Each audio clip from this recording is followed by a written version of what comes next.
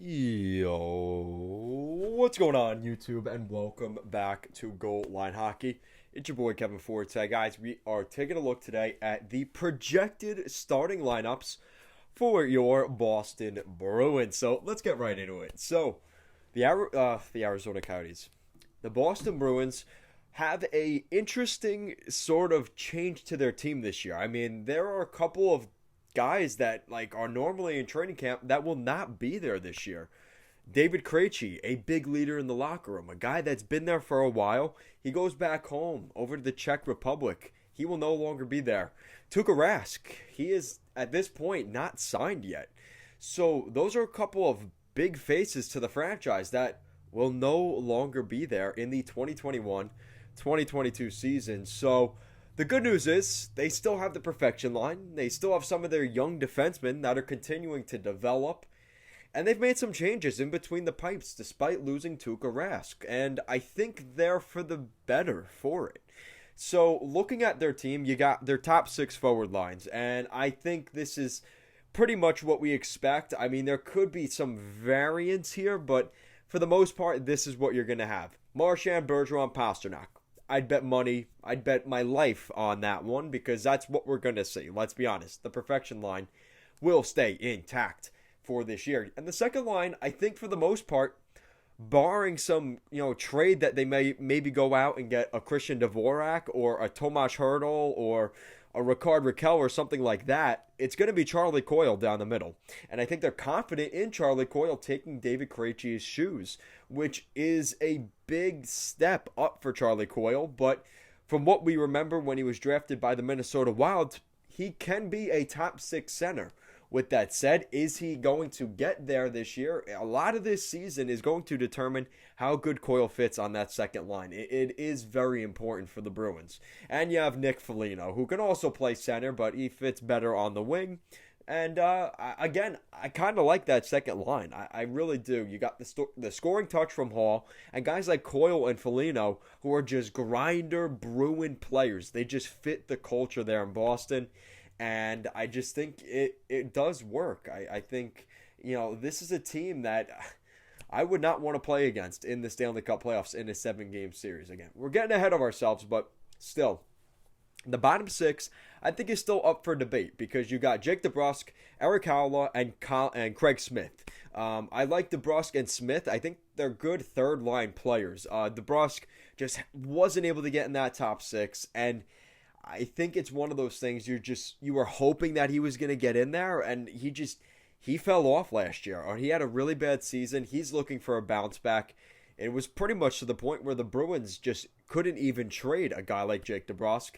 And then your fourth line, you got Trent Frederick, Thomas Nosek, and Chris Wagner. And I think there's still some guys that can jump into that equation.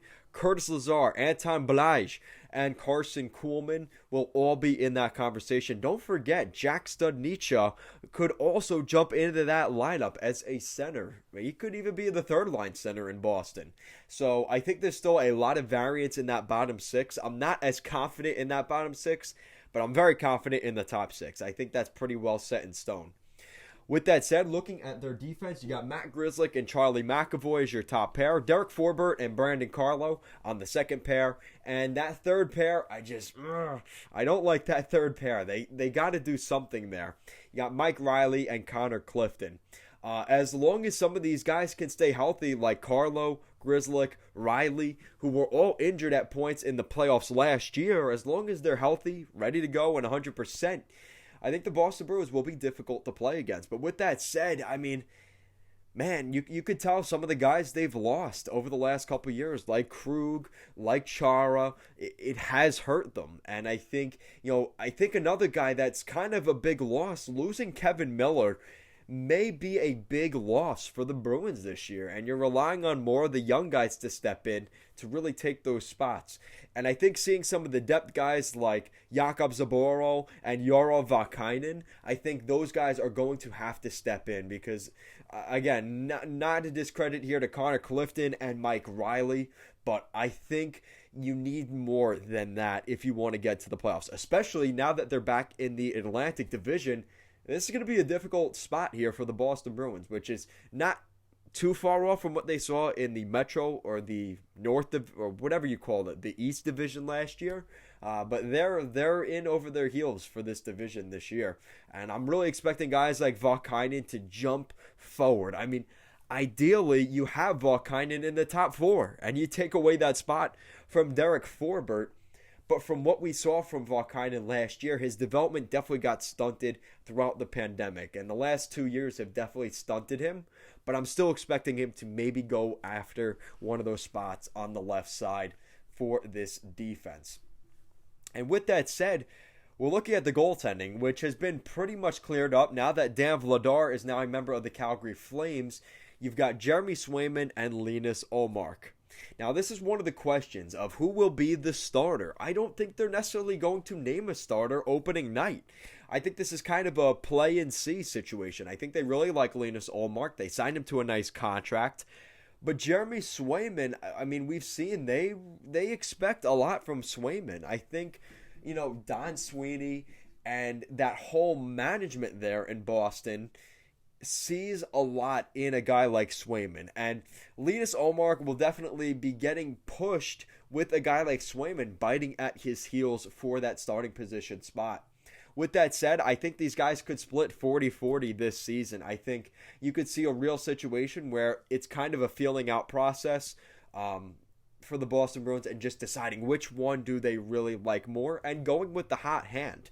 I think the Boston Bruins have a luxury here where they lost Tuukka Rask, but they brought in a really good goalie from Buffalo in Linus Ullmark, and Jeremy Swayman's just kind of waiting to get his chance to run the ship, hopefully at some point in the future. But I think a guy like Ullmark is a great bridge goaltender to where Jeremy Swayman, a couple years as a backup or a 1B option, will inevitably take the starting role at some point. But don't forget, Linus Ullmark is still in his late 20s, so he's going to be here for the Bruins for the long haul, and I think one of these two guys will solidify themselves as the starting goaltender in Boston.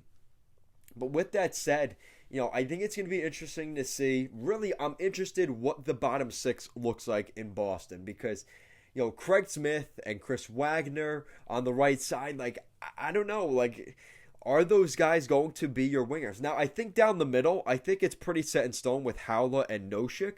But again, like I said, Trent Frederick and Jack Stanisha could both be guys that could be called upon to jump into the lineup. And maybe they do play wing, and maybe that's what they end up doing. We saw Studnicka playing in the top 6 at points last season. Could we see that again this year? Does he maybe take away a spot from Nick Foligno, who, obviously has a little bit of regret with how things went in Toronto? He's going to have a little bit of fire under him. So there are going to be some guys vying for that spot on that the right side of Taylor Hall and Charlie Coyle on that second line. The question is, who will that be? Will it be Jake DeBrusk? Will it be Nick Foligno? Or could it be a guy like Jack Studnicka? Let me know your guys' thoughts in the comments section down below. What do you think of the Boston Bruins going into the 2021-2022 NHL season? Because, guys, honestly, I have to say, I like what I've seen from the Bruins. I just don't know if they are better than they were last year. And they're one of those teams where I think they've let a lot of guys go, and they're bringing new blood in. And you don't necessarily know how that fits with guys that have shown potential, but will it work with their new city? So we're going to find out really what the Boston Bruins are this year. Let me know what you guys think down below. And if you like what we're doing here at Goal Line Hockey, want to see the latest news around the NHL and more videos just like this one, make sure to give this video a big thumbs up and an even bigger subscribe down below. Guys, make sure to check out our Streamlabs shop down in the description down below. I have a bunch of Goal Line Hockey swag, so if you're interested in that, make sure to check that out down below. Guys, as always, thank you so much for watching this video, and I will see you again next time.